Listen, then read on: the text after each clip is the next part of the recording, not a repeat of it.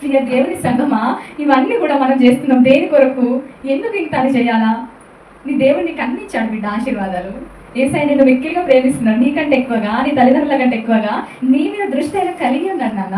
నీ జీవితం ఏమైపోతుందా, నేనేమైపోతున్నా, అయ్యో నా పరిస్థితి ఇట్లా కనిపిస్తుంది, అయ్యో నాకేం లేదే. వద్దు. ఎందుకంటే మనము నిజంగా దేవునితో నడవాలి. ఇప్పుడు మనం అబద్ధం నడవడానికి చర్చకు వస్తున్నామా? నిజంగా నడవడానికి వస్తున్నామా? నిజంగా నడవడానికి రావాలి బిడ్డ. ఏదో ఏదో చేస్తున్నాం అన్నట్టు భక్తి కాదు. నిజంగా చేసినాం అనుకో, నిన్ను అసలు ఈ టాప్ పొజిషన్ ఉంచుతాడు దేవుడు. క్రైస్తవ జీవితంలో ఇన్ని సంవత్సరాలు బ్రతికింటే ఉందని చాలా మంది చెప్తా ఉంటారు. ఎందుకుందో తెలుసా? సరిగా ఇవి ఫాలో చేయక.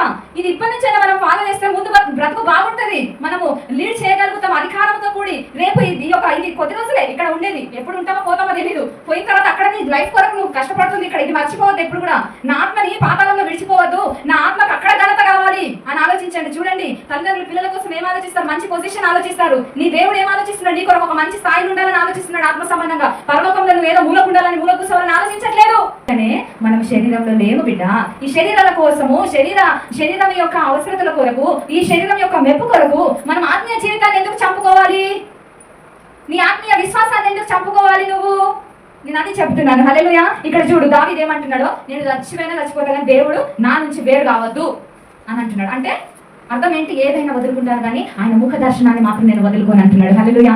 ఇది మనం చెప్పగలుగుతున్నామా? మనం చెప్పాలి. హల్లెలూయా. అప్పుడు నిన్ను వదిలేస్తాడు. అప్పుడు నువ్వు అట్లా చెప్తే దేవుడు నిన్ను చరిత్ర తిరిగి రాస్తాడు. హల్లెలూయా.